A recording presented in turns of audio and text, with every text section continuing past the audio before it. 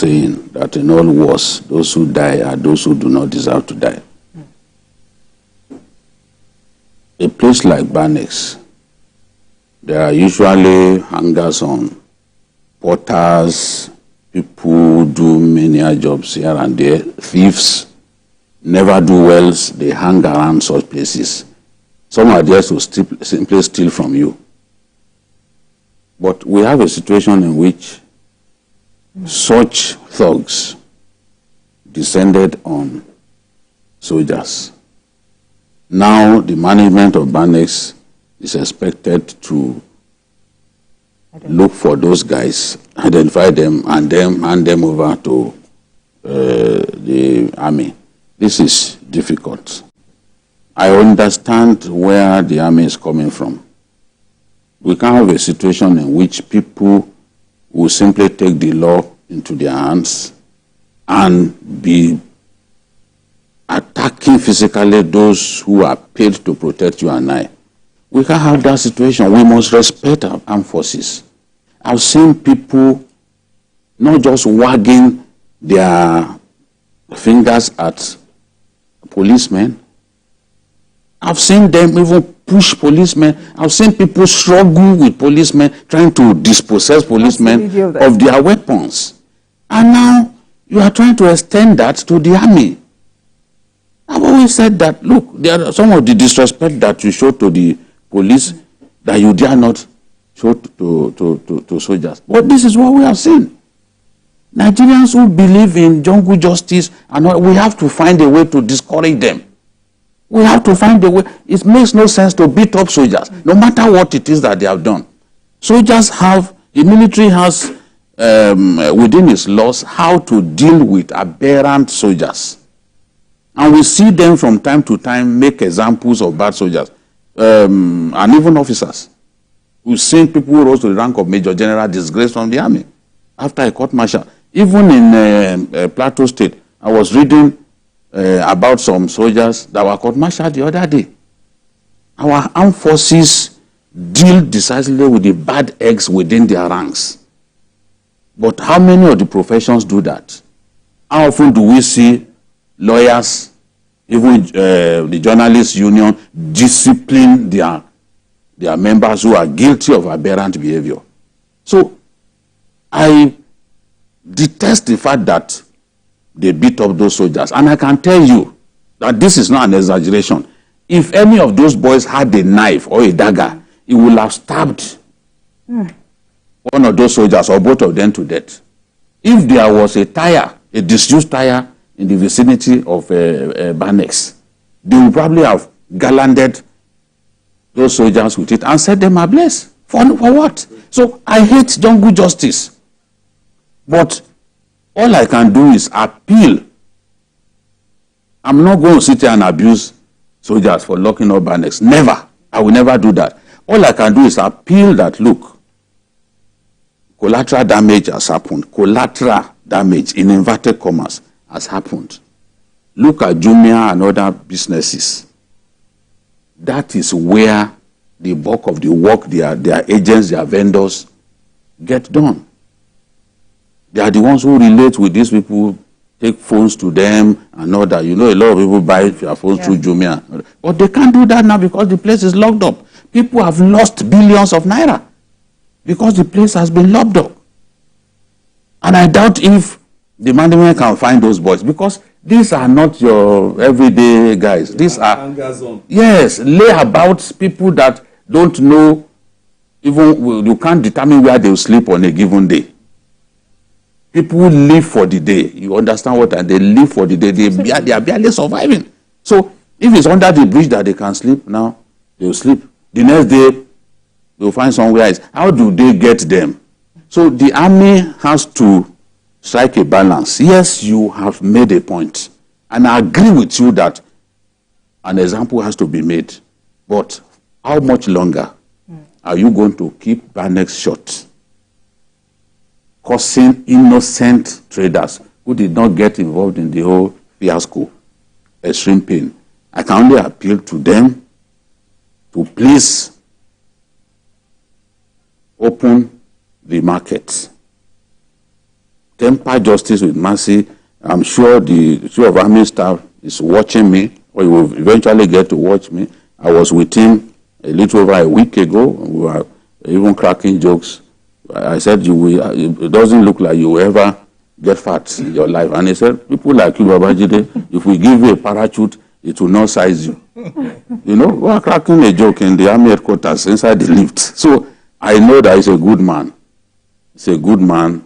I'm sure the Chief of Army Staff will temper justice with mercy for the sake of innocent people, not anything. Asuko, I mean, you've heard BK, but this trend, while you react to this video, but this trend of civilians putting their hands, laying their hands on security agents, the military, the police, I mean, what do you say to that? I don't know how we just started developing this new attitude of any small thing. Just want to descend on our armed forces. No grief for anybody. It's not about no grief. It's not where we have people who are outside there. When we are sleeping, they are awake. You know, trying to ensure that we sleep well.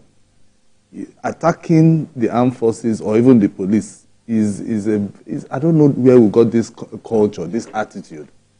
We should be able to have this restraint when it comes to people who are men who wear uniforms. And when I mean men and women who wear uniforms. The other day, some other boy saying, "Don't beat them, stop it. You don't exactly on." Because that person actually knows the implication of what will happen. Because these are soldiers. Come back. Because they will definitely come back. Exactly. And I even read the response from the defense headquarters, and it shows that truly they really wanted this matter. They want this matter to be done with, but they want Banex, the owners of Banex, to fish out these boys. But it will be very difficult, very, very difficult to fish these boys out, because I've gone to Banex before. You see all sorts of people. Some people, once you look at them, you know that this one, I'm not sure it has anything called roof over my head. So, but just like we are saying, we just want to appeal to the Army headquarters. We know the damage has been done. The billions of naira has been wasted already. There are so many goods there. So let's just find a way. They have made their point, and let's see how we can just solve this amicably. At some point, those same boys will come back, and maybe by then they will arrest them properly. I mean, appeals have been made, and we hope the Nigerian Army reconsiders its decision. All right, gentlemen, let's move on. Throughout history, traditional institutions serve as the bedrock for promoting social cohesion and integration. Hence, traditional rulers are still vital to society.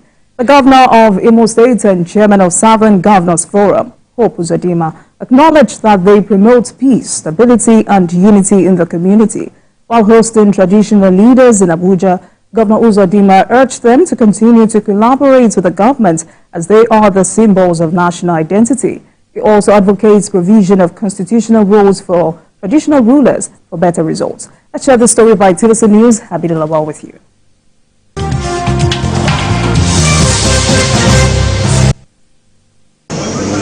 Traditional rulers in Nigeria continue to command respect from their people and have considerable influence within their domain. This meeting with traditional leaders from the southern part of the country is aimed at fostering collective peace and unity amongst different ethnicities in the south. If you are united from the southern part of the country, the southeast, the south-south, the southwest, you will now do a proper handshake to the northern part of the country, the north central, the northwest, and northeast. Because the prosperity we are looking for can only come if we get the buy-in of every section of this country. Traditional institutions are now co-opted to contribute to nation building and participate in the process of governance. Before politics, you believe in culture. Before politics and beyond politics, you believe in the essence of traditional rulership and the roles that we play. And that's the reason why we have actually gravitated towards your cause and your belief. We are traditional rulers first, which is beyond politics. Nigeria and togetherness of our country is of paramount importance to us. Our ancestors and our forebears developed very strongly the Eastern Traditional Council and the Western Traditional Council of Traditional Rulers. We have come back to those days. This meeting will further place emphasis on the role of traditional rulers in nation building as they also galvanize support for the government in their communities. Although government is a formal institution, traditional leaders have continued to play an important role in nation building as they are the closest to the people. Habib Alawal, TVC News, Abuja.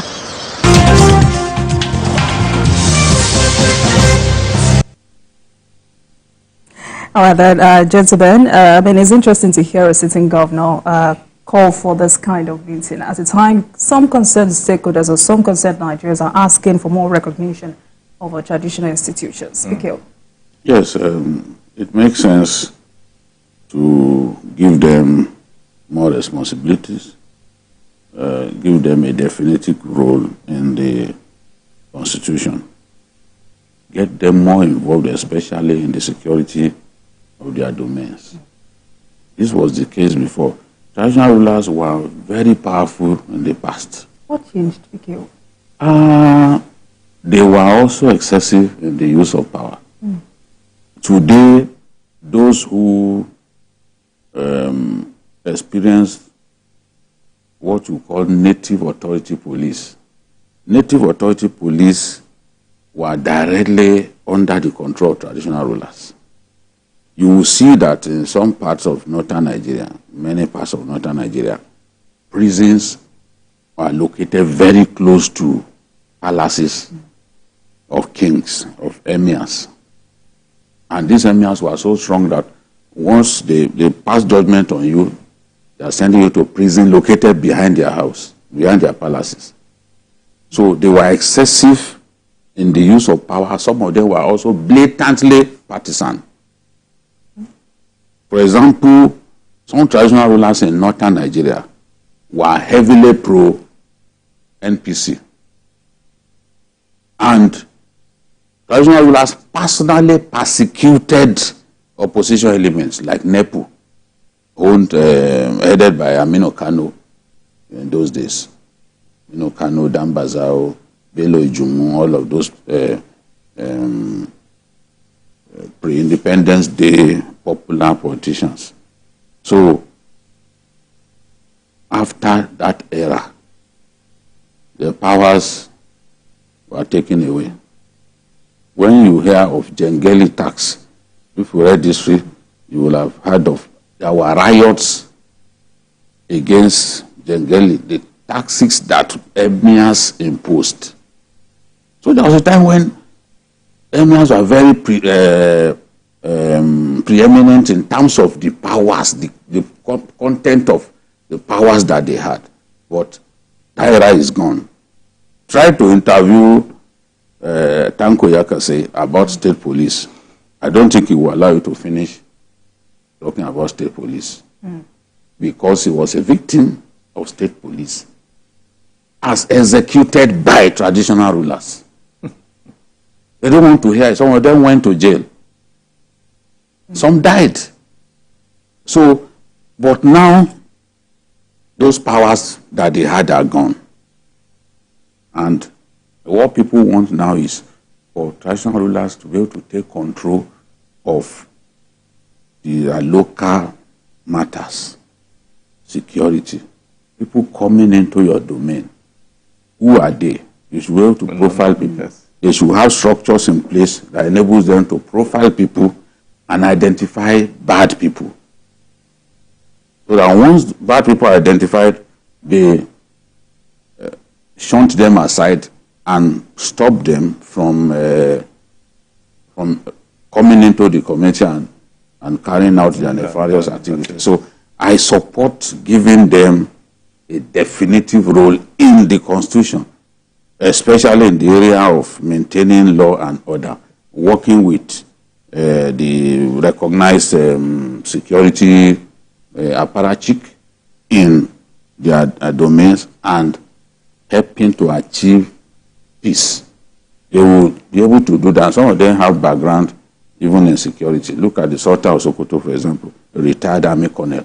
So I agree with Governor Opuzodima that we should give them a definitive role in the Constitution and that they should use their roles to unite, use their positions to unite our people, forge brotherliness between our people. So it's a good thing that this governor is championing the idea of bringing traditional rulers together and helping us to achieve through them national cohesion.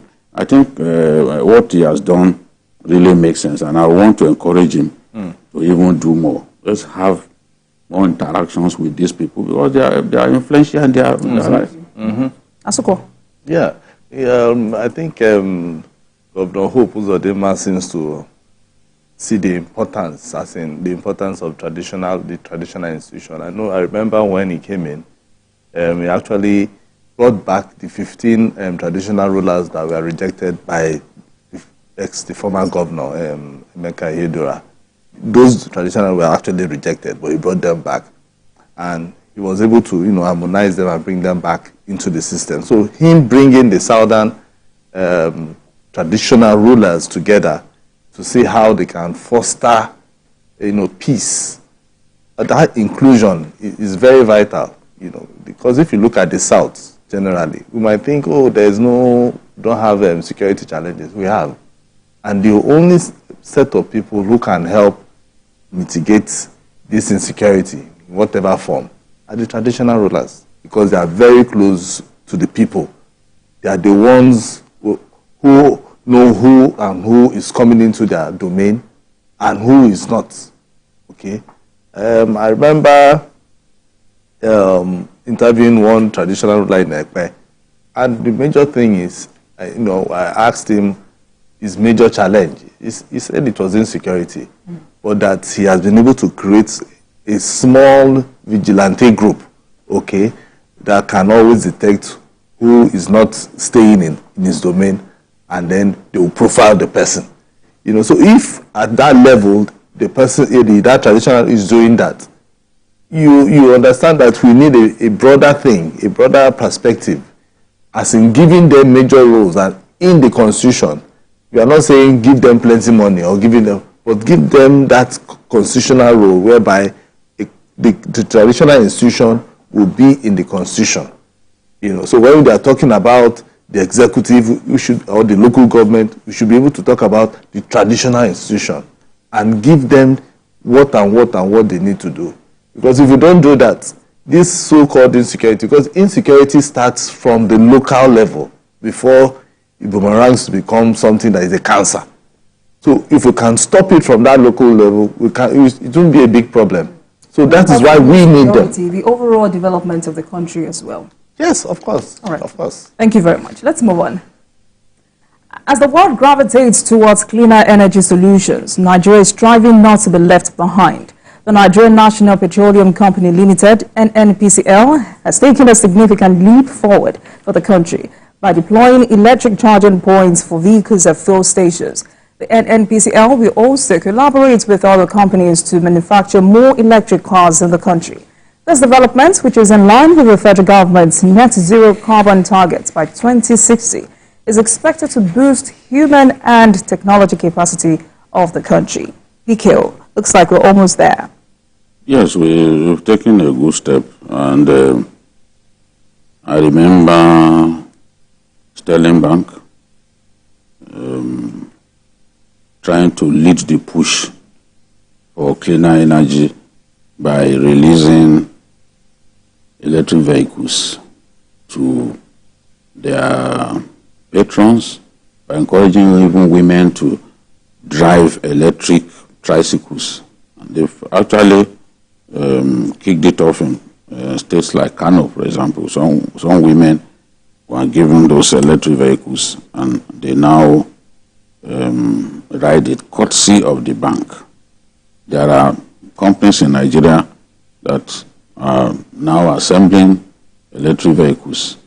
Chidi Ajero's GIG, you know, it's also into vehicle assemblage with jet mover and the rest of them. They are doing EVs. I saw where he went to even present his electric bus to the governor of Delta State. So these are baby steps that we are taking, but we have to try our best to join the rest of the world because this is the future.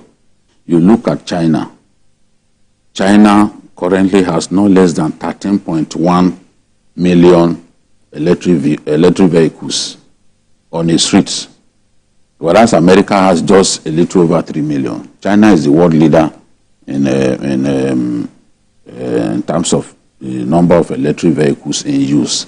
The governor of Borno State bought electric vehicles. Okay, you can see that's the Delta State governor. You know, on the day that Chidi Ajero of GIG introduced the electric vehicle to him. Now, I'm saying that this is the way to go. The governor of Borno State bought electric vehicles, released them for use on Borno roads, and people pay as little as 50 naira a drop. We've seen those taxes. I saw those taxes. Okay, these are electric vehicles for Borno State. You can see that this is Nigerian street, you know, for 50 naira per ride. And those guys were saying, this is so cheap. Where in this country are you going to get 50 naira per drop in this era? It's not, but that is what they are paying. It's way cheaper, it is cleaner, but for us to get there, we need to build many points where people can charge. On the highways, we need to put on the highways, maybe like Lagos Ibadan Expressway, put those charging points there, where people can recharge their vehicle, because it takes longer to charge them than to actually fill your tank with gasoline. So gasoline vehicles are still the most popular across the world, but countries are taking those steps. We started with CNG. This CNG thing, we should have done it a long time ago. But we continue to use expensive fuels like diesel, like PMS, but we have to change along the way. So I like the fact that we too as a country, we are changing gradually, and we'll get there. We just need to take those steps. China accounts for about 60% of electric vehicles in the world. China alone. They moved quickly. You know, those Chinese leaders, when people are talking about giant steps, they said they were taking giant leaps. I was a little boy in school, and I was reading about China's giant leap, and I'm like, what's going on? There's a big difference between a giant step and a giant leap. So we can now see where they are. Asoko, Nigerians say this is a transformative wave of progress. How significant is this for you? I know it's significant because if we take it one at a time, we'll be able to get there. I know we are targeting 2060. But I know some countries, even in Europe, they are also struggling to get into this same level that we are. And if you look at these electric vehicles, especially the one that the NNPC is actually inaugurated recently, what does he use? It's solar. It uses the sunlight, so to charge, the points that we are talking about. So we have this in abundance. So all we need is just for us to have more points. By the time we have more points, so many people will start looking at that. Because Nigerians are looking for a cheaper way of trying to move around. The CNG, like we said some days back, by the time it's everywhere, people will not be talking about going to buy petrol of 600, 800 or whatever. Because you just look for something that is cheaper. If I can get my CNG gas for 100 naira, and if it gets lesser, and can take me from point A to point B for 1 week, 2 weeks, and I'm spending less than 20,000 or 10,000, people will not be thinking about petrol. So we will not even be thinking, I'm sorry, by the time we'll be talking about this, the likes of Dangote and even our so-called refineries will start to shout and say, what is happening? Is our refinery still producing? Because we are all moving from petrol to CNG to electric. That is the plan. And then we'll even live long because we have cleaner energy. Even your vehicle, you won't be going to mechanics. No, of course. Because there's nothing like, yeah, exactly. You not go back and go and be mechanic workshop all the time. Open carburetor and be and help you damage it. And damage it for the, then they steal your catalyst from under. Your exhaust. You know? Bad. All right. So there's a lot to gain with this sustainable energy solution, because this is it. It's called sustainable energy solution.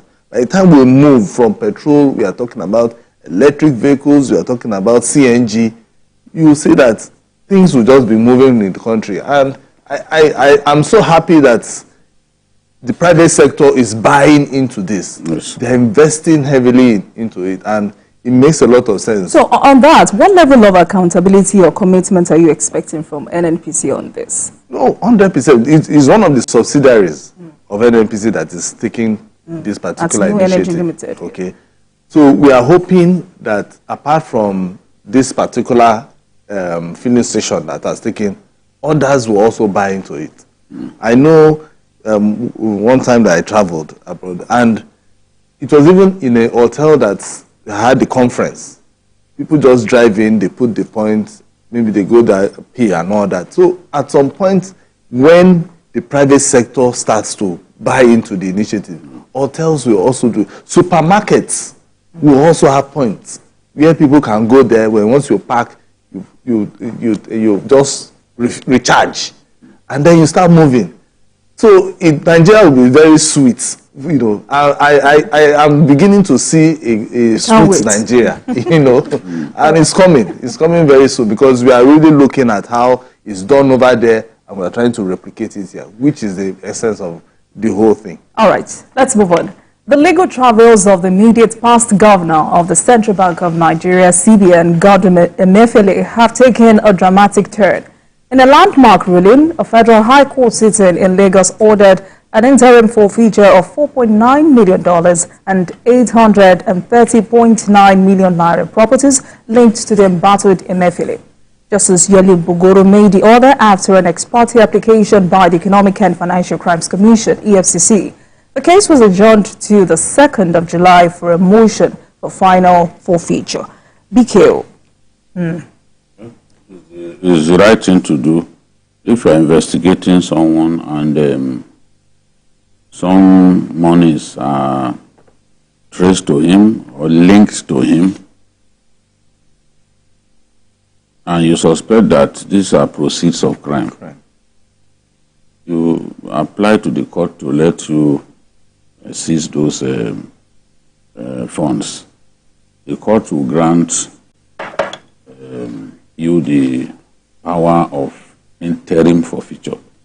Now, by the time the case is over and the accused person is unable to prove conclusively that those monies are not proceeds of crime, then the money will be lost permanently. Permanent forfeiture happens, and the money will then become that of the state. In the case of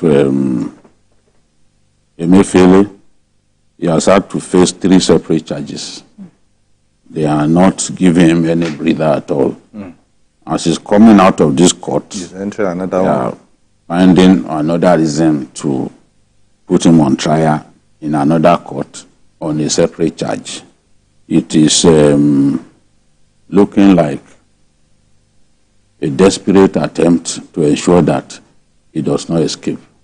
If he manages to survive this one, maybe he won't survive the second one. If he survives the second one, maybe the third charge, he will not, before a different judge, he will not survive. So that is the thing. And I've found some of the charges against him really interesting. Look at the fact that he's accused of printing the sum of 684.5 million naira at 18.96 billion. Did you hear that? Mm-hmm. That he printed naira notes amounting to 684.5 million at the tune of 18.96 billion. Mm.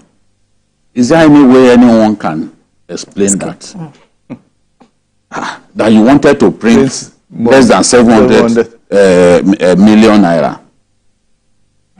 You now spent 18.96 billion.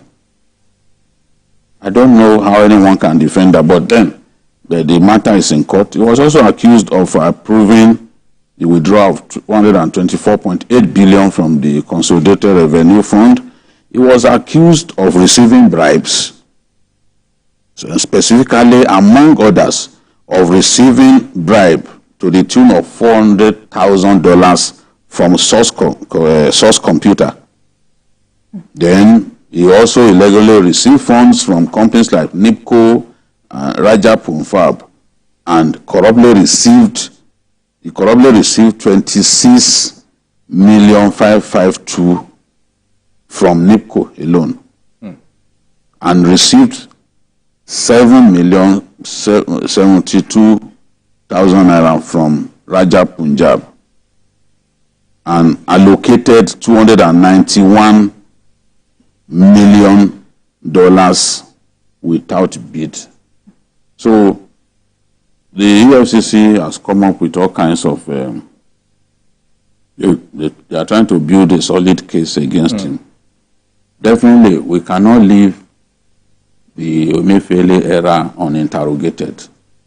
This man, as I always say, is the worst CBN governor in Nigerian history. I'm ready to debate with anyone who says otherwise. Let us look at the facts. You know, let's interrogate the facts. You cannot, what he did, especially during the Naira repainting exercise. Oh my God. You cannot, you even know that he does not have a sense of history. Because India tried to do the same thing. And they failed. They said there was black money all over the place. Black money means counterfeit money. That's what they call black money. And they decided to do what Emefiele did. Small and medium scale enterprises died. A lot of them died. It's the same thing that happened there. At the end of the day, what did they see? They got very little amount of black money that did not justify the exercise. So if these people had a sense of history, including the people who permitted him to go ahead with such a shitty project, they will have picked up valuable lessons from the fruitless exercise by China, by India. But they didn't. They were just giddy by the desperation to put that thing in place, believing that it will stop somebody from winning. Did it stop the person from winning? Did it? So how do you know how many Nigerians never recovered? Yes. Some couldn't pay their hospital bills. Yes, most people died. Yes. Many people's businesses have not recovered. There are some Nigerians who do not even know about all of these charges, but for the fact that they suffered during that night, time, that one alone is a lesson. It's something that most Nigerians will never forget. Most Nigerians, because I remember then, even when Nigerians were practically begging him to change his mind. He said, "I have no good news for you." He said he has no good news. He was already seeing himself as a God. God with the small letter G. Yes, So sometimes when I see him carrying Bible that is as big as that of Moses, Bible. I just laugh. This particular big Bible. Of course. This particular court order on the forfeiture of his properties, can it be appealed? Can it be set aside? It can be appealed, but of course the judge, if it is an interim forfeiture, the judge is not likely to listen, because he's not saying it's a permanent forfeiture. Come and prove. You just prove. Come and prove that these monies are not proceeds of crime. It's the standard. Look at even for former President Goodluck Jonathan's wife. Also forfeited her money. In these same circumstances, you have to prove that it's not proceed of crime. If you can prove, they'll release it to you. So it's up to him. Asuko, some say this is a case of how life or fortunes can turn in a dime. Exactly. So it means that wherever you are and whatever you are doing, always remember that there is one thing called tomorrow. Power is transient. That is it. Because I'm very sure he never believed that one day he will be going from one prison to the other and facing one judge to the other. Because he was thinking that he was the all and all. God gave you opportunity to become CBN governor for 4 years. After that, they gave you another term for you to come back. That should have even told you that is even God's grace. And he was trying to contest for president. And that is where I'm going to. And so, even after that, you are already thinking about becoming president, which was even against our laws, completely. So I just read through all. You connect to court. Yes, now by proxy, he was using people, and people are. Oh my God! So I think it's a lesson. Former president should have suspended him. But getting involved, because occupying that position, you must not get involved in politics. In politics. But this man, bought tons of vehicles, painted, branded it and branded in his image, and he was ready to contest for president. It's just so. Let's see how far he can go with this trial. Because the thing is, I was just running through the properties that were, that the court actually granted interim forfeiture.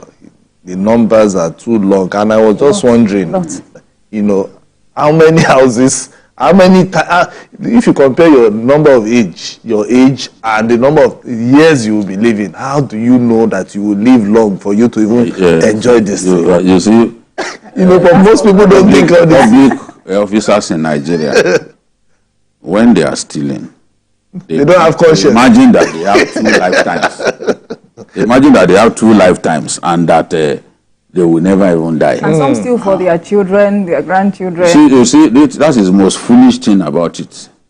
I've seen people build houses. And their children? For their children. Yes. They are massive yard. This castle, this one is for my first son, this one. They will get married.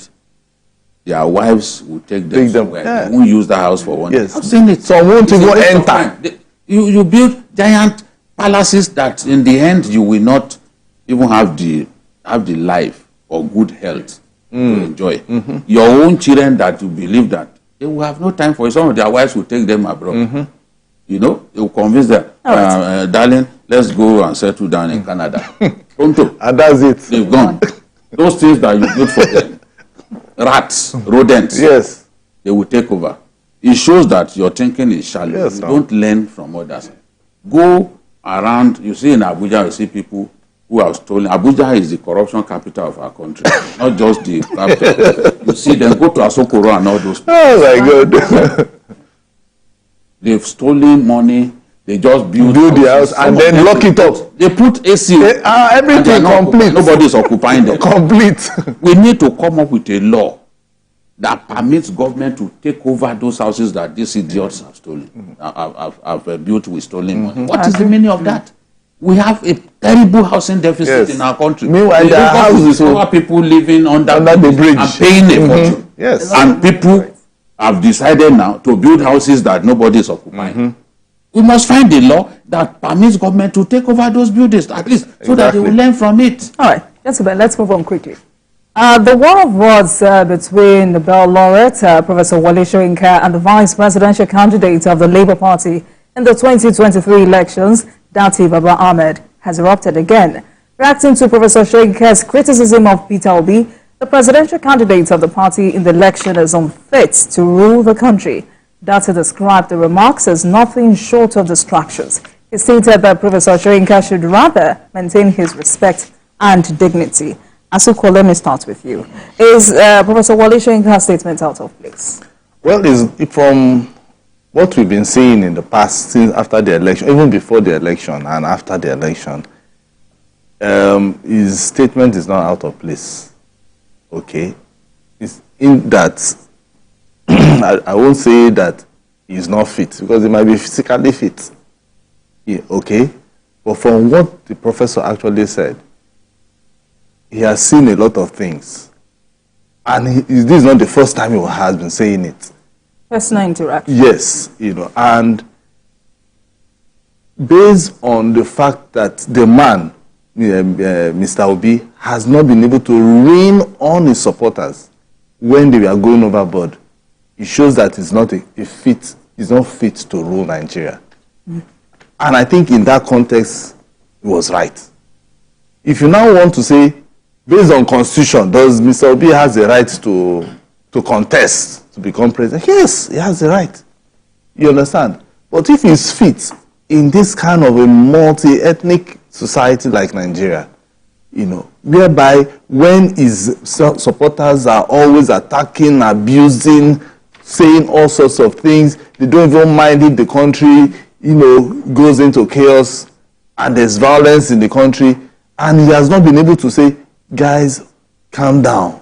Even when people are even looking for him, because the thing is, the hallmark of a leader is when your supporters or your followers are just going this way, it is the leader that will now bring them back and say, guys, calm down. Don't worry, I'm looking at it, this is it, this is that. But all the time, when you find out that all the supporters are going everywhere, they are attacking and abusing people, he will not say a word. He will not say a word. And this is his trademark. People who know him say this is his trademark. And which is really, really, really bad. And that is where the prof is talking about. And that is what he's actually saying. That when your supporters are always saying things and doing things that are not right, you should be able to rein in on them. Talk to them as a father and as a leader, so that they will be able to know that they have a leader. See, I keep saying it. I don't care whatever people will say. When Mr. Obi was governor, I've been to Anambra before. When he left the state, I have seen the difference, and much, much difference. Because he never did anything spectacular in Anambra. I'm sorry to say. Sorry, I'm married from there, but after I've gone there several times. And I paid for everything. So I don't want their money because I'm happy. You said you paid. No, I don't think, no, they can't. Because my wife would always say it. That I'm not saying what this man did, so why should he be president? And it is just obvious. So when people keep shouting and the only thing people I see that the supporters are always doing is because they don't like the man who is there. But God has kept him there. There's nothing he can do. The man, that the one who won the election is the one. How? Okay, they gave you the opportunity for you to prove yourself in court. Prove how you won. How you won. Bring your but he has not. He has not. You know when they were doing that independent Gentlemen, Kadi, hold on. At this moment, let's now go for a live telecast of the commissioning of some project in Lagos by President Bola Tinubu. Journalist Hangout continues on our other platforms and on YouTube at TVC News Nigeria. Ojora of Ijora, and of course we have our white cap chiefs. I welcome you all. It's a wonderful day, and Mr. Senate President is wearing two caps, his own cap, and of course, representing the father of the land, His Excellency, the Executive Governor, His Excellency, the President, Federal Republic of Nigeria, and Commander-in-Chief of the Armed Forces, President Bola Ahmed Tinubu, DCFR. For us today, history is being made as we join the rest of our professionals who together have been able to put what we are going to see as a milestone of Nigeria working. The efficiency of tax spending has always been a big global issue. Today in our nation, we are applying it to the maintenance of infrastructural investments to preserve, maintain, and improve all of them put together. The results that we have is no one argues with results, especially measured with celebrating what we're celebrating today, ensuring that the infrastructure that has been put together is purposeful and useful.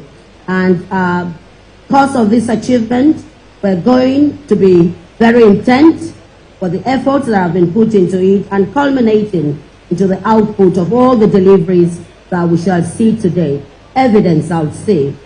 A result-based action, result-oriented government or governance processes should always be celebrated and showcased, especially in the efficient application of tax breaks.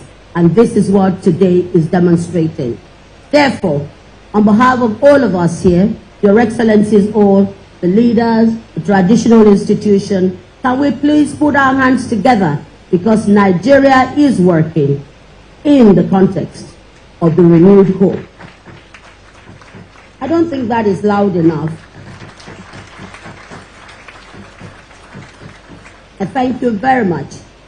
And as we start this program in earnest, I'd like also to salute members of the vibrant Nigerian media who are here with us to ensure that this is beamed to every nook and cranny of Nigeria. So, who would welcome us? For the accounting officer of the Federal Ministry of Works, and I'm going to invite to the microphone the energetic Permanent Secretary, Federal Minister of Works, Dr. Yakubu Adam Proformata. May I please welcome you most humbly to address us. And can we please welcome the Permanent Secretary.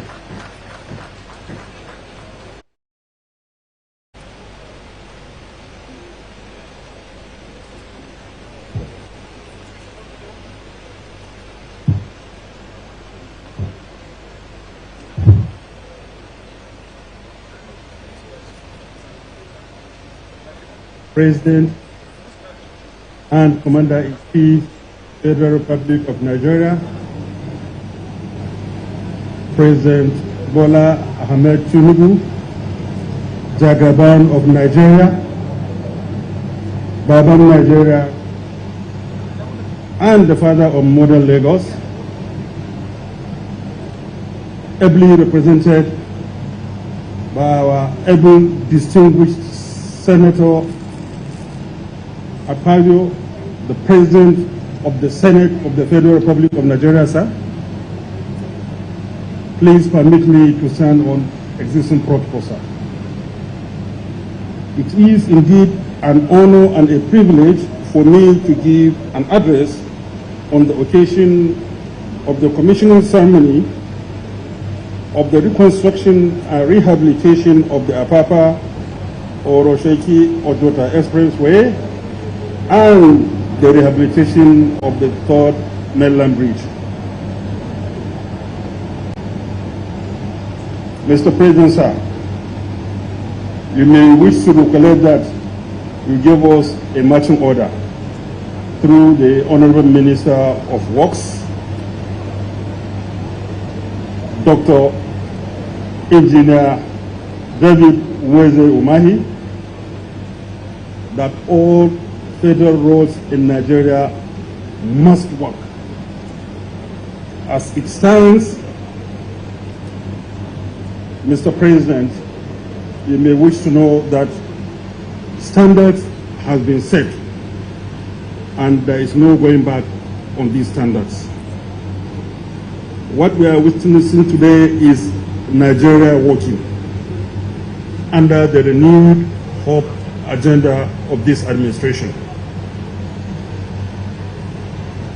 All these attributes are hinged on your foresight and determination to have a better working Nigeria where infrastructural facilities are functioning.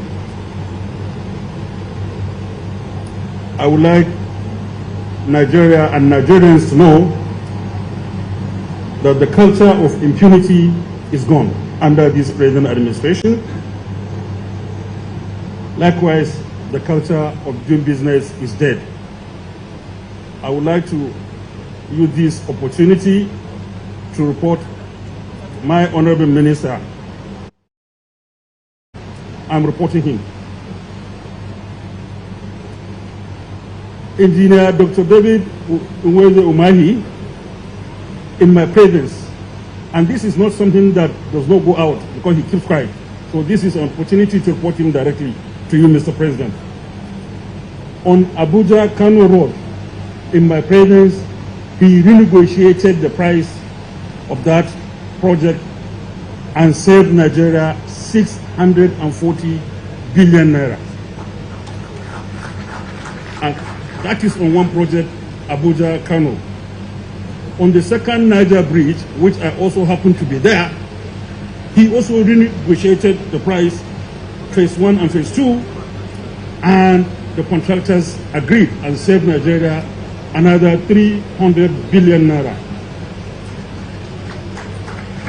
On Lagos-Ibadan Expressway, phase 1 and phase 2, Mr. President, the same Umahi was able to save 250 billion naira to Nigeria, totaling 1.19 trillion naira under your able administration. And that is why I say Nigeria is working.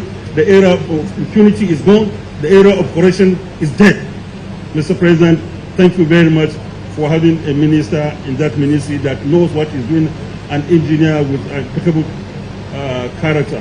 Thank you very much, Mr. President. All these things cannot be possible without the forthrightness of Mr. President.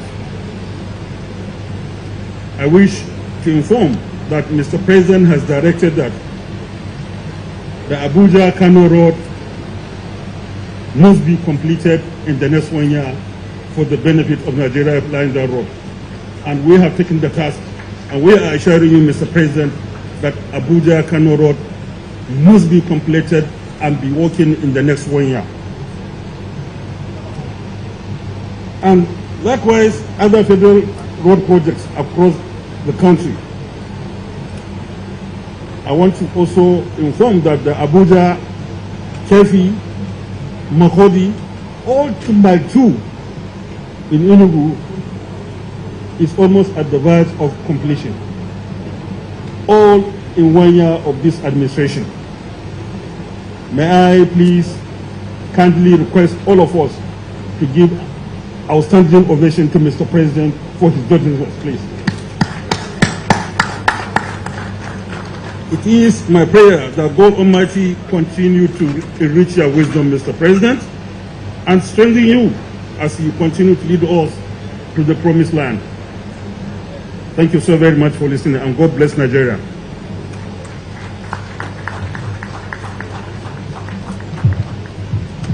Yes, indeed.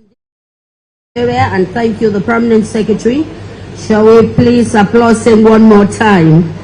I think he spoke from his heart.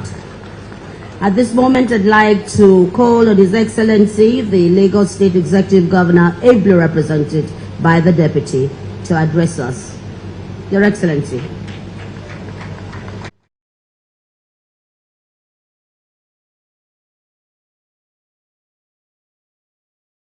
Take care of it.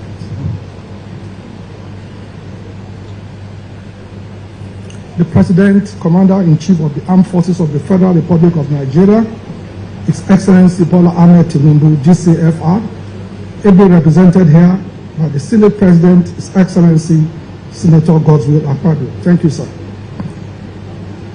The Deputy Speaker, House of Representatives, thank you very much, sir. Members of the National Assembly that are here, governors of Kwara State, Governor of Imo State, Governor of Yobe, Governor of Katsina, Governor of Ondo State, and Governor of Ogun State. Thank you very, very much, sirs. The Honorable Minister of Works, His Excellency Engineer Ngweze David Umahi, thank you very much. Members of Federal Executive Council that are here, the Honorable Minister for Finance, Honorable Minister for Economic Planning and Budget, and Honorable Minister for Blue Economy. Thank you very much, sirs. Service chiefs and senior military officers that are here, Alhaji Aliko Dangote, thank you very much for all you are doing for our country. Members of Lagos State Executive Council that are here, our royal fathers, especially the Oba of Lagos, represented by Opelu of Lagos, and the national chairman of our great party, His Excellency Abdullahi Ganduje, and other national working committee members present here. Thank you very much. Head of federal agencies, directors, captains of industries, distinguished ladies and gentlemen. Thank you very much for being here today. Those of us that live in Lagos, it's very nice to know the state of these roads that we were talking before. The Apapa Oworonshoki Ojota Road. It will take you, if you pray very well, 7 hours. A lot of companies, I'm not kidding. If you go there 2 years ago, about 20 companies actually moved from that axis because of the state of the road. The interesting one was a bank. They finished all the rehabilitation, they wanted to start, and they just left it. They never moved it. So the state of that road before the rehabilitation is just unimaginable. And I'm sure people have been seeing pictures, but it's difficult to even understand it looking at the pictures. It was very, very, very bad. So until that arrangement that allowed the Dangote industry and high-tech to come in and fix that road. So we are grateful to Mr. President, we are grateful to the Ministry of Works, we are grateful to Alhaji Aliko Dangote, and we are grateful to high-tech. The state of that road now, it takes you 1 hour 15 minutes, 1 hour 20, 30 minutes instead of 7 hours. And of course, the Third Mainland Bridge, we also know the state of that road, undulating, and a lot of people will probably not appreciate that there are two components of what happened. The subsoil was actually also fixed on the ground so that at least the bridge is stable, because the bridge is about almost 40 years old, and naturally it needs to be rehabilitated and be maintained. And people have said, well, what is this noise and big deal about Third Mainland Bridge or about Oworonshoki? The reality is that we have two ports that it's responsible for about 80% of our cargo in this country, the Apapa port and the Tinkan port. Therefore, taking off loads that go all the way to the east, to the Middle East, to the north, that road needs to be well fixed. So bringing all this together, we are very happy that all these roads have now been fixed. The Third Mainland Bridge, about 13 kilometers of it, with all the expansion joints. And we must thank the Honorable Minister. He was here. I saw him inspecting the expansion joint and saying, no, this is still bent, this is straight. The Honorable Minister, we are going to change it. And that is exactly what we did. So we are happy that Mr. President has put a great man in the Ministry of Works, an engineer of repute that understands the essence of construction. So we are very happy to be here to see what infrastructure development can do for our country. Our people are moving around the state very well. We just pray that we'll be able to do many others. People have told me to list other roads, but I know you are capable, so I won't list anything. I just wish you well, and I wish Mr. President well, and I thank everyone for coming here. This is important because people have said, why are you coming here? Journalists have called me to say it is important because we must celebrate whatever that is good.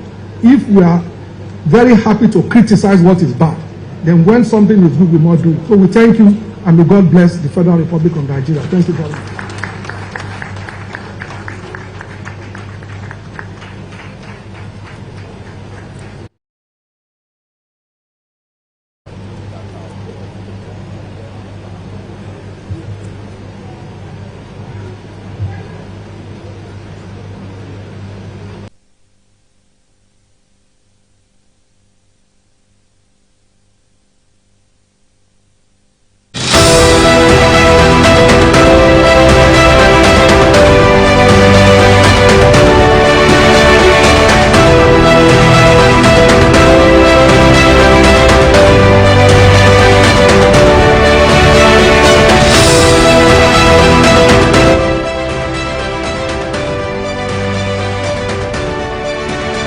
those who have executed it.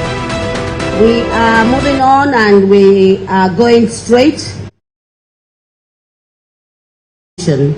Our traditional institution has and will remain the institution that has become a rallying point for our development in Nigeria. So on your behalf, I'd like to invite the Ojora of Ijora and Igbomo Kingdom, His Royal Highness Oba Abdul Fatai Aromire, who is here today, I'm sure to give blessings to this road that his subjects will continue to enjoy. Kabiosio, can we all welcome him royally as he makes his way to the podium. Thank you so much.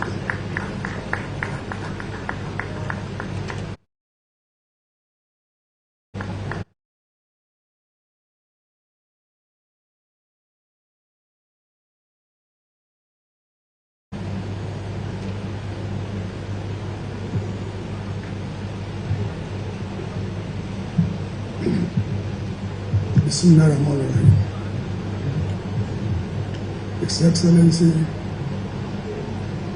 the President and Commander-in-Chief of Nigeria, President Bola Ahmed Tinubu, ably represented by the Senate President, all other presidents.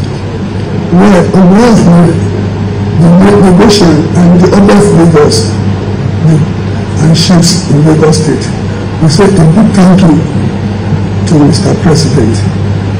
We have seen, we have saw, we know what the was before. The road is bad. But today, we are happy in Lagos. Particularly we that live in Apapa, we know what the road, the damage would have done for us.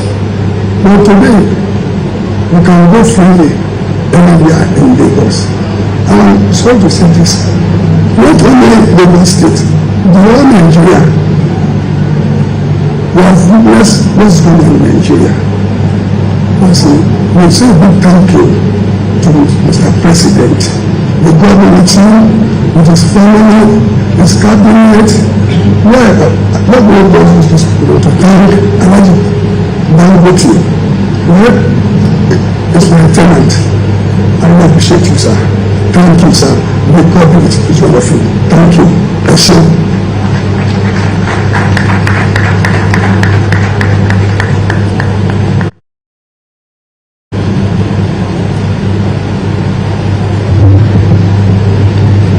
Thank you, Royal Highness, for that prayer and appreciation shown and made public for the construction and rehabilitation of these roads. At this moment, I'd like to invite the chairperson, CCECC.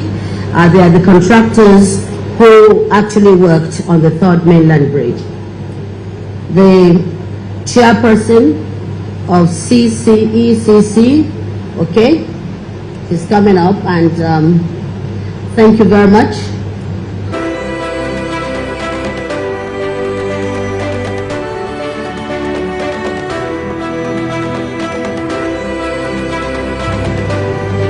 Your Excellency, Senator President, Your Excellency, the Honorable Minister of Works, Senator David Umahi, Your Excellency, Deputy Governor of Lagos State, Mr. Hamzat, distinguished guests, ladies and gentlemen, on behalf of the management of CCECC, I want to express our deep gratitude to His Excellency President Bola Ahmed Tinubu for graciously making our time to attend the commission ceremony for the rehabilitation of the iconic Third Mainland Bridge.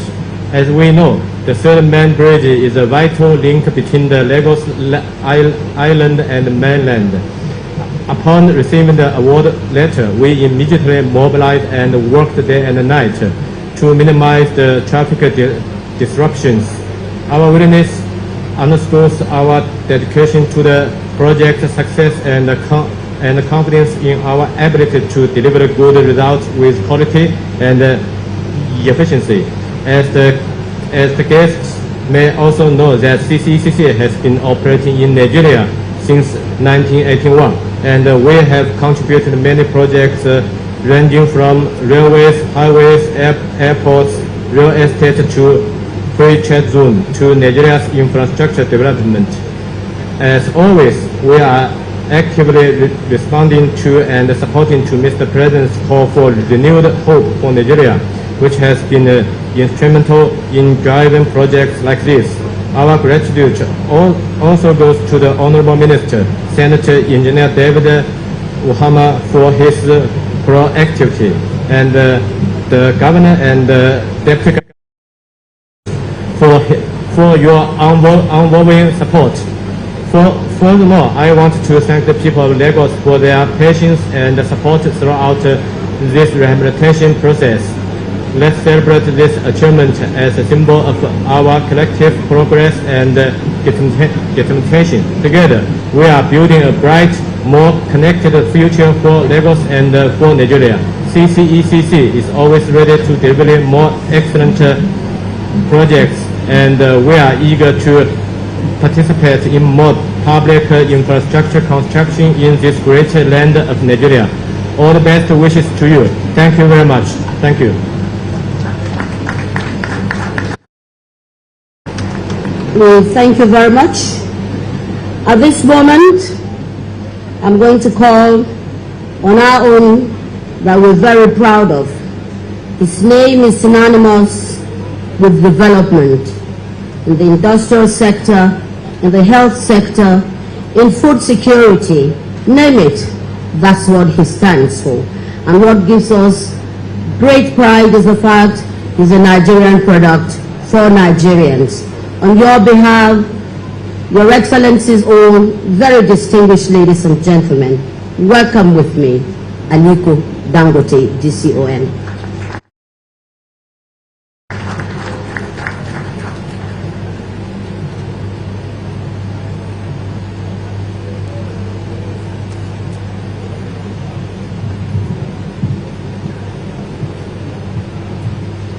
Thank you very much. Your Excellency, Mr. President, the President of the Federal Republic of Nigeria, President Bola Ahmed Tinubu, GCFR, ably represented by Your Excellency, the Senate President, Senator Godswill Akpabio, GCON, the Deputy Speaker, ably represented by the Deputy Speaker. He is also coming on his own, but you know he's representing the Speaker because the Speaker I think is in London. I will shorten this because of time. The host Governor of Lagos, ably represented by the Deputy Governor of Lagos, Excellency Chairman of Governors Forum, and all the governors that are here present with us, the chairman of the party, APC, His Excellency Governor Ganduje, the Honorable Minister who is hosting us today, Honorable Minister of Works, His Excellency Deb Umahi,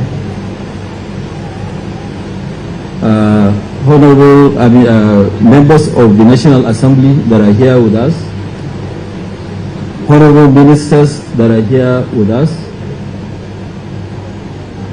the management board of Dangote Group and also of High Tech that are here with us, distinguished ladies and gentlemen. I want to stand on the existing protocol. I'm greatly honored and privileged to welcome you all to this auspicious ceremony for the commissioning of this very strategic national infrastructure. This infrastructure we started sometime, I think, beginning late December 2018, but then there were a couple of delays, of which we were given only Section 1 and Section 3, which is up to the toll gate. And then it was later the government realized that the Section 2 that was built by asphalt had actually totally collapsed. So when we were about finishing this one, then we were given the Section 2 to include in what we are doing. So that is why it took a very long time. Because some people kept on asking me, but I thought this road was commissioned. No, it was never ever commissioned. Actually, it was never ever been visited by any government official apart from the former Minister of Finance and Minister of Finance, Hajia Zainab Ahmed. She was the one that came on a visit, just because there was so much of noise about the aspect of the road, whether yes, it's good to do concrete road or not good to do concrete road. And we gave an example of the road that was built in Ghana, that is between Accra and Tema. That road was built by Nkrumah, and the road is still there. And this same road, when the Honorable Minister visited, her special advisor said that no, we have to go and reduce the structure, the design of the road, because it's too much. An aircraft can actually land on the road, and that's the truth.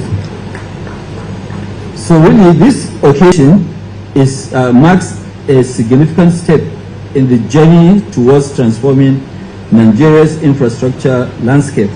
As we reflect on the progress of Apapa Isolo Oron-Shoki Road, we are excited at the significant impact that the road project has actually and will continue to have on the Nigerian industrial ecosystem. The Apapa Oron-Shoki Road is a critical artery that connects various markets to the Nigerian ports and other key economic centers. It is also a major exit route for export and non-oil goods from Nigeria. As you are aware, I don't know, people that used to live in Abuja, 70% of them actually checked out of Apapa. All the people that were living before in Apapa, because it used to take us 2 weeks to get into the port. I know His Excellency the Deputy Governor talked about several hours. That is on this Isolo Road. But if you go and check, majority of us actually lost almost our capital in trying to do our businesses. Unfortunately, like a company like ours, we had most of our operations then in the port. And that one now, it was taking us 2 weeks. And that 2 weeks, we calculated it that in 18 months or so, we lost over 60 billion naira in demurrage alone. So that's the reason why we pleaded with the government to come with a very creative decision for us to now go and do something. But as many of us will recall, for several years before the construction, because it's not really, it's reconstruction of the road. It's not refurbishment, it's reconstruction of the road. Commenced, I think we launched it in 2018, but there was a lot of delay, like what I just mentioned earlier on. So the Apapa Isolo Oron-Shoki Road was in an extreme poor and suboptimal state with several failed and collapsed sections and literally death traps.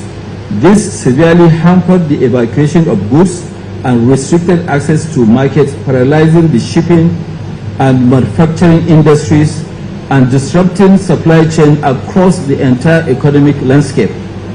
The implication was that companies suffered increased logistics costs, which was ultimately passed on to the Nigerian consumer. But I think on our own, what we lost, we couldn't pass all of it to the consumer. We did, of course, some. For the average Nigerian, it also meant significant time lost commuting due to endless hours of traffic of up to 2 weeks to get into the port, and also to move around Apapa takes hours, which had a negative impact on the gross productivity and quality of life.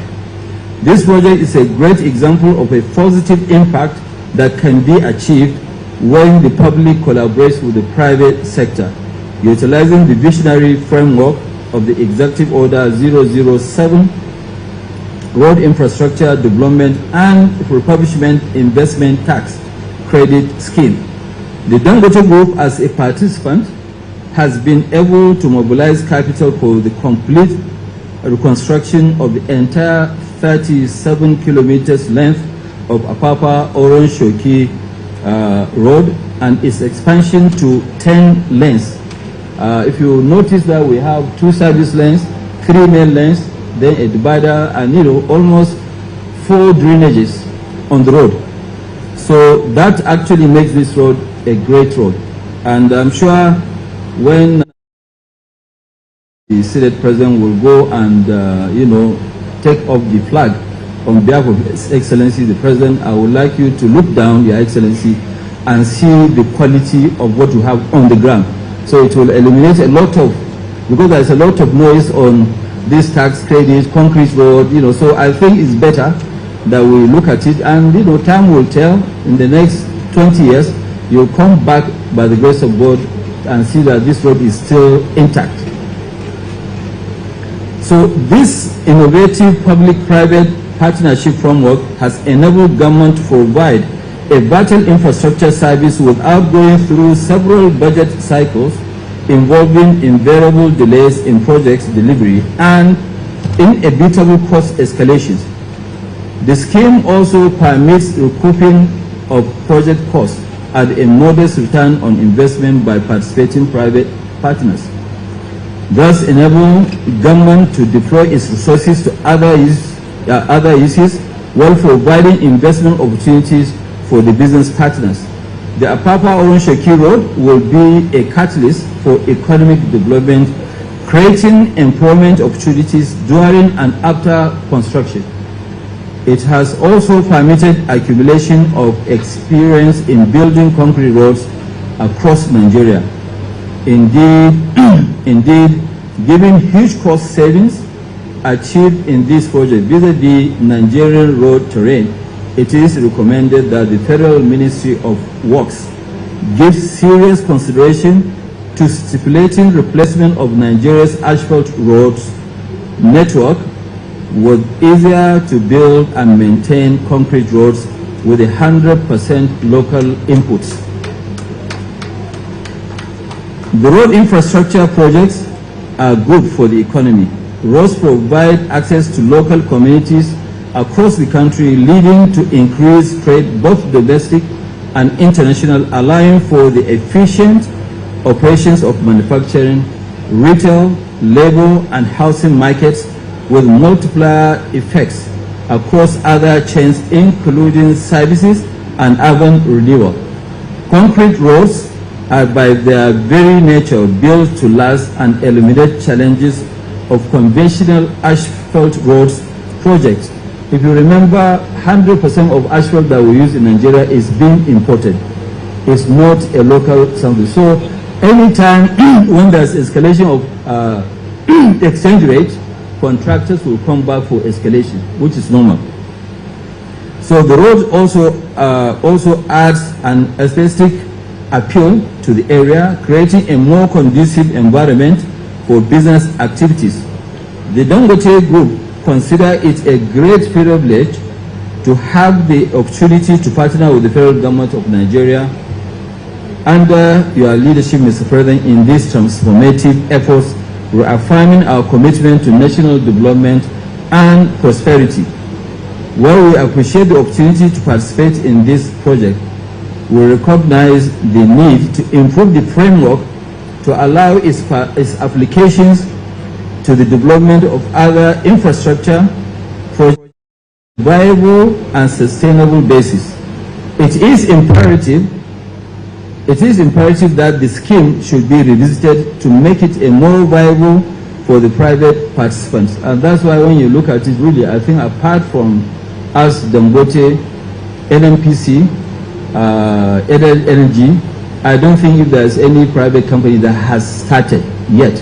There are a couple of companies that have actually signed, but when they go in, they will realize what is in it. As it now stands, the recovery of investment and the profitability of the projects are severely constrained by the current arrangement. In this case, I want to make it, I want to really people to know that we have so far been able to recover only 40% of what we have put in, 40% of the cost. That's what we have recovered so far from the tax scheme. 60% will take us up to 2027 before we recovered our money. So really, in essence, when you look at it, it is a CSR. Because when you look at the cost of funds, especially today, there is no way you will do and make money. But yes, even if we don't do the road, we'll end up paying demurrage, especially this road, we'll end up paying demurrage, which is more than the cost of the road. So we are so thankful to the government for allowing us to build the road. In conclusion, I wish to express our sincere appreciation to the federal government of Nigeria for creating this opportunity for a practical public-private partnership involvement in the provision of infrastructural services. We are particularly grateful to His Excellency, Mr. President, for the courageous and bold steps taken to confront head-on the seemingly intractable challenges that have actually impeded the growth of our economy. Definitely, any economy that does not have infrastructure, the growth of that economy will be very, very slow.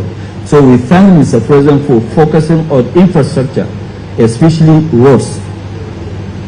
We commend you we commend your determined effort to create a business environment that will enable and encourage the private sector to effectively play its role as the engine of growth. We assure Your Excellency of our fullest support and commitment in the journey towards a $1 trillion economy. We will definitely do our own, and we assure you, Mr. President, we will get there if we are given the opportunity.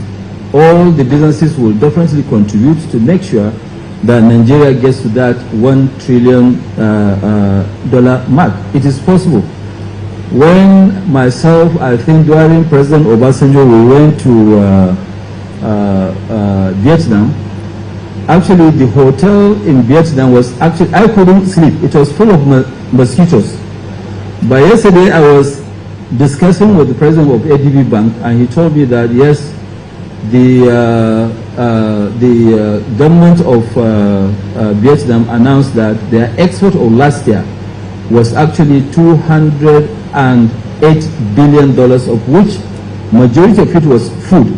And I think that's the kind of focus that we should give as a country.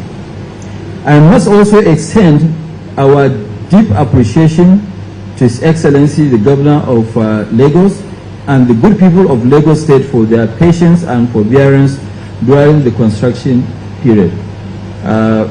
Your Excellency, Deputy Governor, please convey our thanks to His Excellency. I wish to also thank the Honorable Minister of Works and the management and staff of the Federal Ministry of Works for their courteous cooperation. I know that the best time to get the minister and his team is on Saturday or Sunday going on inspection. So I don't really look for him in his office. I go and try and check him on the road on weekends to see whether he's there. So I must also thank the chairman and the vice chairman of High-Tech, Mr. Gilbert Shaguri and Roland Shaguri, for the excellent construction which has actually made this road the best road infrastructure in Africa. In closing, I want to thank the board and management and staff of Dangote Industries Limited, especially Mr. DVG Edwin, Mr. Alake, Engineer Awalu, and the rest of our staff. I want to thank you all for honoring us to come down to look for yourselves the road. I'm not really bothered about even the commission, but I want all the dignitaries to look down and see the quality of road that we have here. Thank you very much.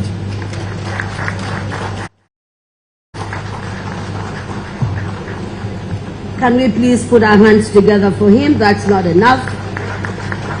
I like the confidence that he exuded, and more than anything else, the fact that this is made by Nigerians, for Nigerians, and the sustainability of it is what he has assured us.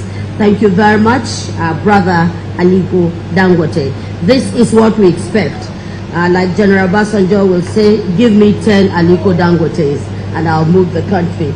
So we're moving on. And we can actually use this to introduce the next speaker, who is, I call him Mr. Walk the Talk. He talks about it, he goes to see the construction, and he makes it work. And this can happen. It can be the benchmark for every minister that our president has so put together. Go to finance is the same, go to health, go to blue economy, and let's come back to where we are, works. I'd like to invite the former governor of Ebonyi State, who did the wonders that we are all part of, we can witness today. Today is the Honorable Minister of Works, His Excellency Senator Engineer Dr. Uweze David Umahi, FNSE, FN18, CON, the man who manages it himself. With Your Excellency.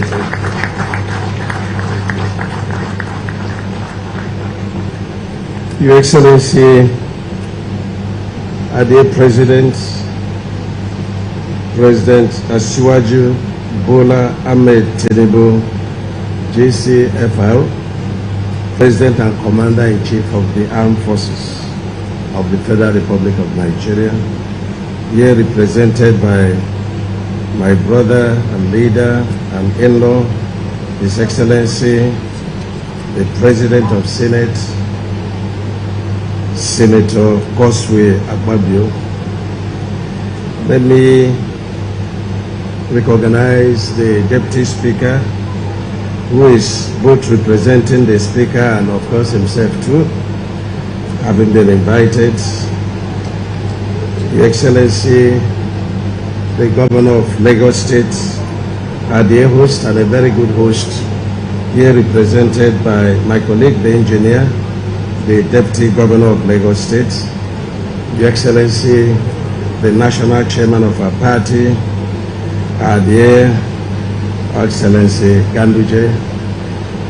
We also have the Chairman of Governors Forum here, the Chairman of APC Governors Forum, my former Chairman of APC, who is the Governor of Yobe State, my brother, the Governor of Katsina State, my brother, the Governor of Ondo State, my brother and leader, the Governor of Ogun State, Your Excellency, the Governor of Sokoto State, the Chairman of Aliko Dangote Group of Companies, my Permanent Secretary, the Honorable Ministers, not in any particular order, especially the Minister for Finance and Coordinating Minister of the Economy, and Minister of Budget and National Planning, and the FCT Minister, the Chairman of CCACC, and the National Assembly members, the SSA to Mr. President,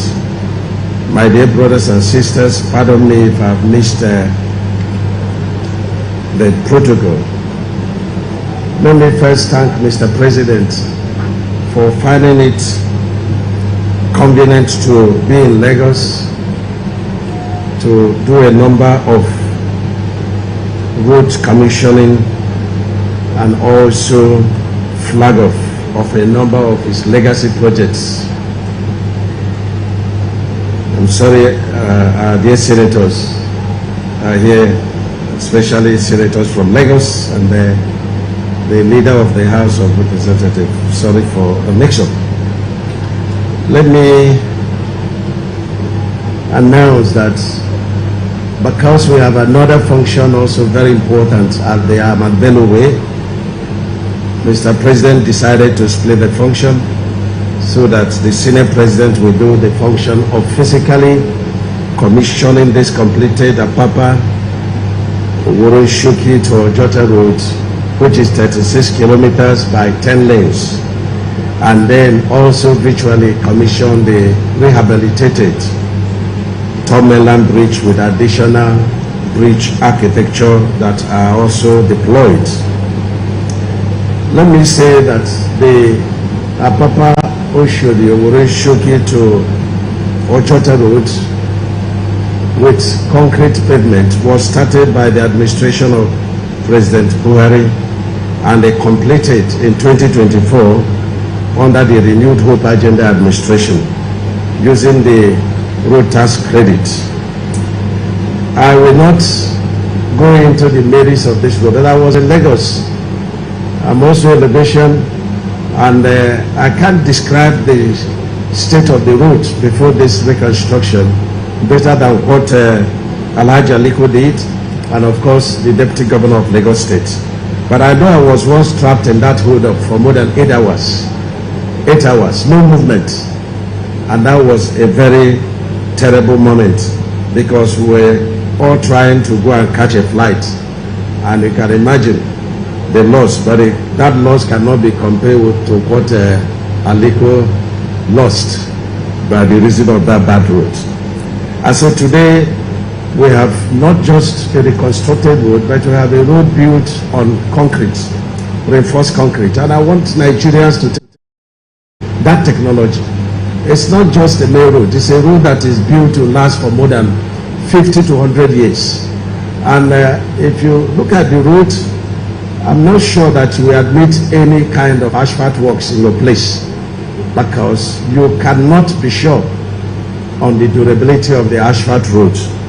And so we are celebrating that road today because it was well done, and because a new technology that is very suitable to our environment has been introduced.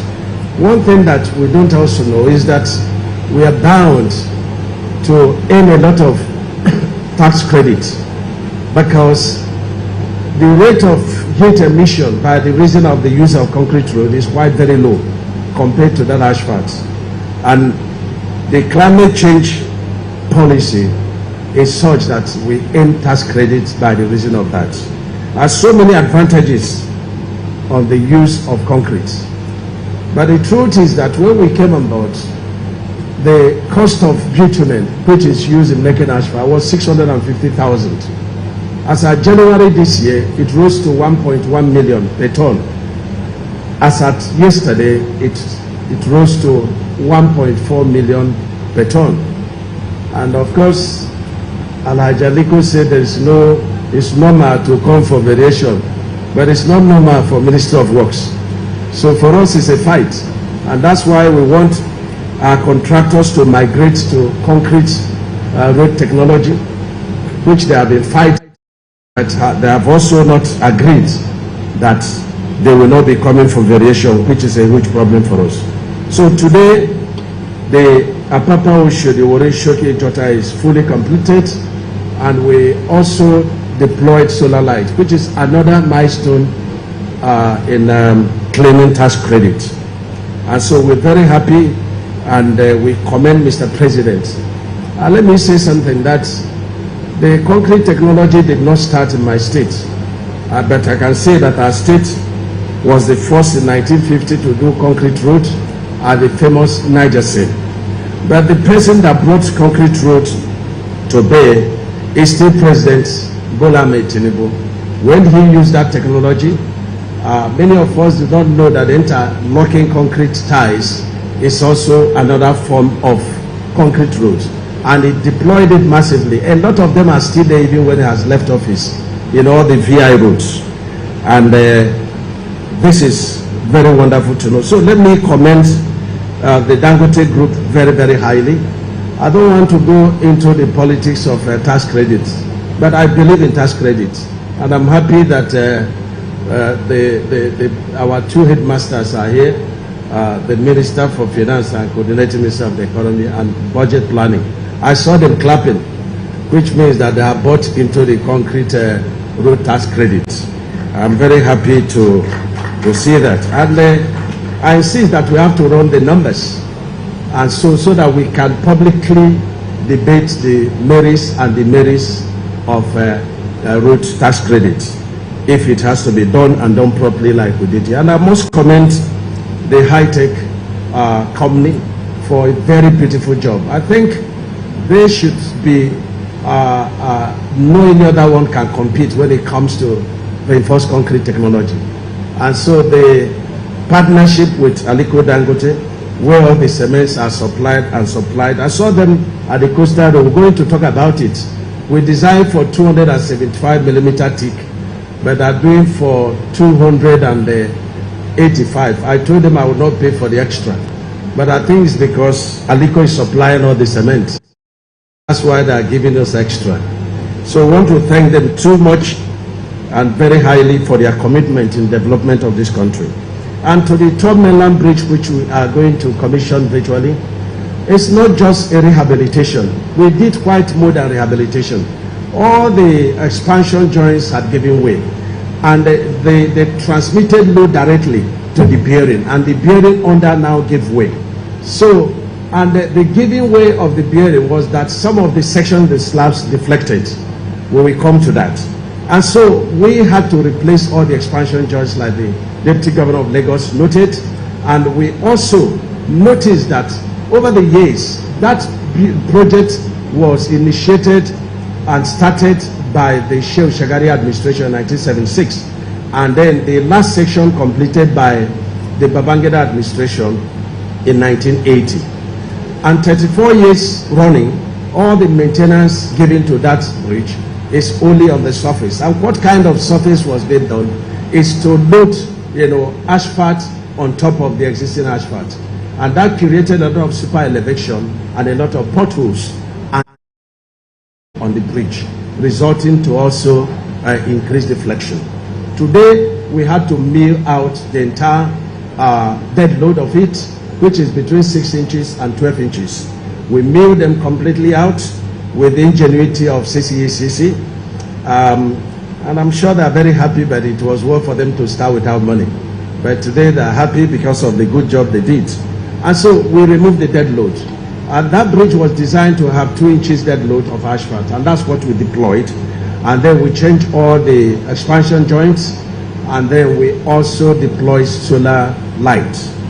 We repainted and we marked, and we also put exotic lights on the floor, so that when you pass there in the night, you can breathe very well. But that is just the first phase of that job. Let me say that 2 months ago, I went through the underwater with the coordinating minister of the economy, and he was shocked to see the level of deterioration of the infrastructure of Third Mainland Bridge below the water or below the deck. And of course, the segments that deteriorated are the pie caps, the piers, and then the pies underwater. And I'm happy to announce that Mr. President, as the chairman of EGBANT, nationwide of excavation of sand or mining of sand, 10 kilometers, downstream of any bridge and the upstream of any bridge. So if you are going to excavate for any sand, it has to be 10 kilometers away. Because when you do that excavation, maybe in 5 kilometers, there is undercurrent movement that tends to take sand, because all our pies, within these bridges are done through skin friction, piling. And so the more you excavate the sand, the more the sand, the piles, get weaker. And so we'll be coming to do that. We've deployed the Sesecon of Isecon in Italy and Julius Berger. Berger is presently working 65 billion contracts to remedy the pie caps and the piers, and both for Qatar Bridge, Ido Bridge, and Third Mainland Bridge. We're also working in Murtala Mohammed Bridge and a couple of other bridges to check the integrity of the bridges. But definitely, Qatar Bridge, Murtala Mohammed Bridge, and Third Mainland Bridge, they need very urgent attention. And I'm happy that the planning minister is here, Minister of Finance is here, and to cap it up, the Chief of the National Assembly is also here. So I am also using the opportunity to report that urgent attention is very much needed. So it's my pleasure, Mr. President, why I invited you, but let me thank you very, very much. I find it very easy, together with my PAN Secretary and staff of Ministry of Works, to initiate a number of policies that are driving the Ministry of Works so that we can have value for our money, and then also ensure that contractors, will stop playing with us. It takes for us to give this fight, because you have given us all the support, because we are passing through the train that you have passed through. And so it's very easy. You understand the language that we. So it's my pleasure to thank you for finding it convenient to be here and represented by the Senate President. And I humbly invite you, Mr. Representative of the President, to deliver your speech, and then we step out there to commission the roads built on concrete, and then virtually commission the rehabilitated Third Mainland Bridge. Let me also announce that all the dignitaries here are invited. We will start the flag off of the legacy project of Mr. President by 3:30 at Ahmadu Bello Way. And please, you are all invited and to be seated about 3:30. Mr. President, you are invited. Thank you very much.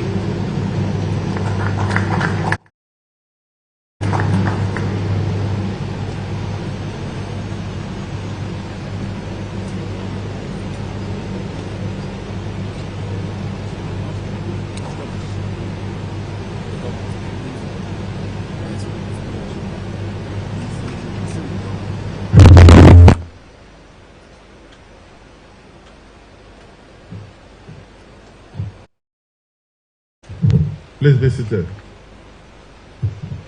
Your Excellency, the Deputy Speaker, House of Representatives, representing the Speaker, our dear brother Tajuddin Abbas, and also here in person, representing His Excellency, the Deputy Speaker, Ben Kalu. Your Excellencies, one, the Chairman of Nigeria Governors Forum and the Governor of Kwara State, the Chairman of APC Governors Forum and Governor of Imo State, the former Chairman of our party and Governor of Yobe State, the Governor of Sokoto State, the Governor of Ondo State, and the Governor of my sister state to Lagos, Dapo Abiodun, the Governor of Ogun State, of course, the Deputy Governor of Lagos, representing His Excellency Sanwo-Olu, and also here in person, Your Excellencies, the distinguished senators of the Federal Republic of Nigeria, Mr. President Senator, the other Senator Abiru, members of the National, and of course the chairman of our great party, Governor Ganduje. I'm sure you are very proud of the work being done by your government, the APC government in Nigeria.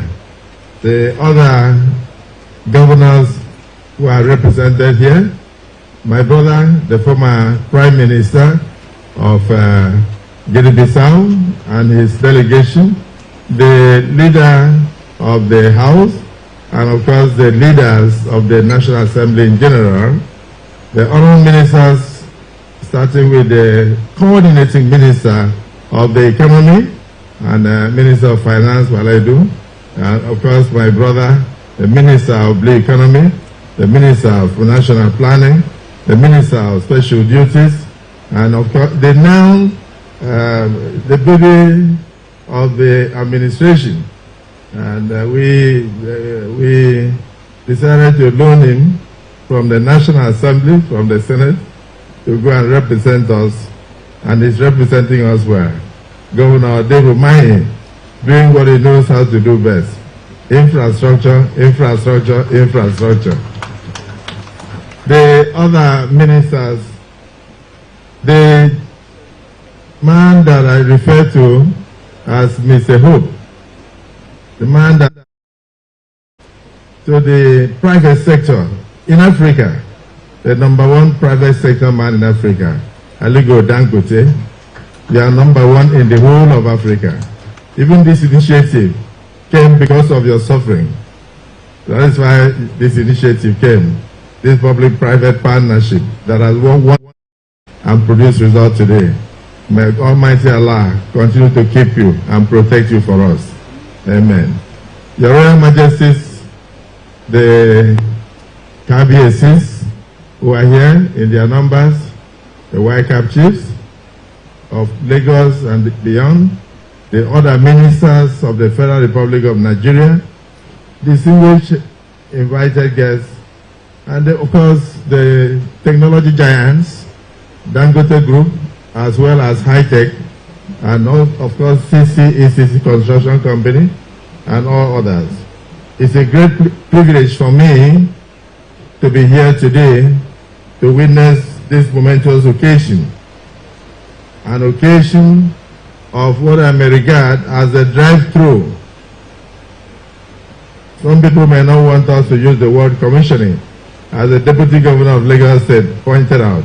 So I'd rather say the drive-through of the completed public-private partnership, reconstructed, reinforced, and very well done road, all the way from Apapa through Shodi, through Wurushigi Expressway, and of course the rehabilitated Third Mainland Bridge, with all the engineering language used by the Minister of Works.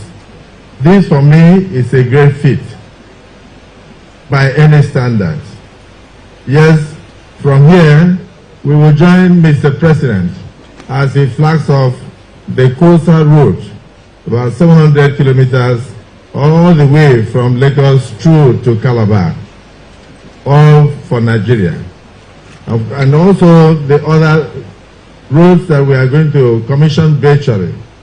So let me start by congratulating the Ministry of Works under my brother Dave Umahi for doing a very difficult job well. Congratulations. I listened to the things you said about the amount of work, the inches of asphalt, the inches of cement, the concrete drains, and everything. And I will listen to the fact that this project started way back in 2018. But of course, slowly by slowly, it is completed under the administration of President Bola Ahmed Tinubu. I thought we should clap for President Bola Ahmed Tinubu. It is not only in Lagos that these things are happening. I just came from Abuja, and of course when I passed through Abuja, my senators who are here, Senator Abiru and others, even the Benson, House of Reps and Wahab, you will be surprised when you go back to Abuja. As you are entering from the villa, going into Asokoro, you see where they used to call AYA. You will not recognize it. The flyover there is totally completed and ready for commissioning. It's amazing the amount of work also being done in that direction. So this is a government that promised Nigeria the renewal of hope. And that is what we are witnessing today. Hope renewed, not just for Lagos, but for the whole of this country. It will interest some of those who are not from Lagos to know that Lagos is a cradle of the entirety of all the tribes of Nigeria. In Lagos, there is no tribe that is not represented here. And Lagos is not only wealth, Lagos is also the seat of major empowerment. Lagos is also the only city in the whole of West Africa that any child that comes from anywhere is sure to have employment opportunities. Many of us here came from Lagos. Lagos welcomes all of us, and Lagos must not be neglected. So I want to thank Aliko Dangote and High Tech for the fact that they took up this job. It's not just because the government was willing to partner with the private sector. It is the fact that they were willing to take on the job and also bring one of the best construction companies that we can also say is local local, in nature, high-tech, and they have done such a wonderful job. So I will say congratulations to all of us. Mr. President is very pleased, and he is happy that the Senate President, with all the governors seated here, are going to undertake a drive-through. We are going to undertake a major drive-through of this expressway.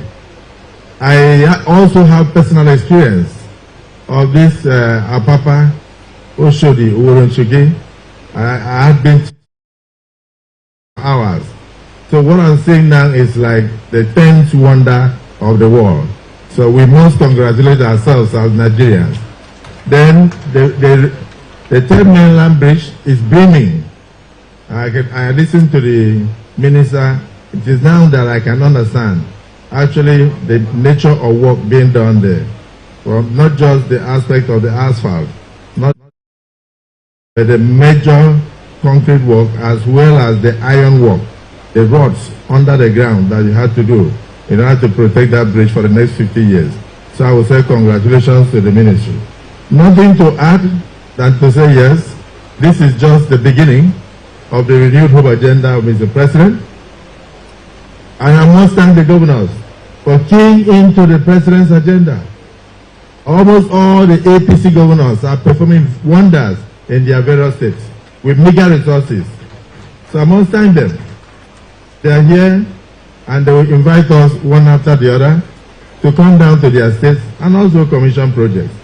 So the chairman of APC, you must be very proud of your team, both at the national level and also at the subnational levels. So ladies and gentlemen, it is therefore a great privilege for me as the chairman of the National Assembly to now move forward, unveil the flag, and then take all the dignitaries along, and then undertake the major drive-through of this fantastic completed project. It is also historic that it is under the former governor of Lagos State, the man that started and laid the foundation for major infrastructure of Lagos, as president of Nigeria, that these projects, not just one, are completed. And shortly after this, we'll move over together to go and also do the ground-breaking ceremony for the major, in fact, never seen in Africa, another set of to 10 coastal road project that will go round the coastal communities and give opportunity for the roads that we have done now to rest from major widths. Because a lot of people are going to take that side, they will not traffic nothing, and then the cities will now be reduced in terms of traffic flow. So congratulations to the Ministry of Works. Governor Mai, you've done well. So sorry, Minister Mai, you've done very well. No longer Governor Mai. And then the people of Lagos, I must thank you for the cooperation, because if we're disturbing the contractors, what we are seeing here today will not happen. Therefore, on behalf of the federal government of Nigeria, I want to now invite all of us to go over to unveil the flag and commence the drive-through of this project. In the name of Almighty God. Can we say amen?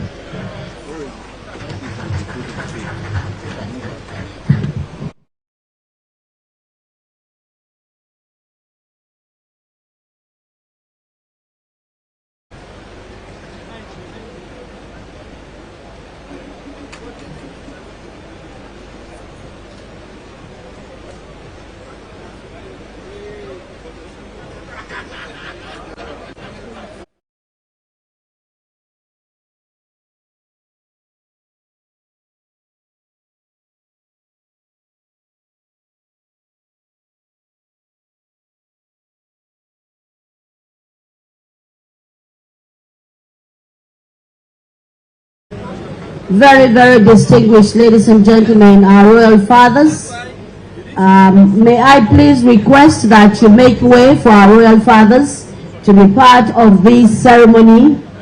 Please make way for our royal fathers to this ceremony.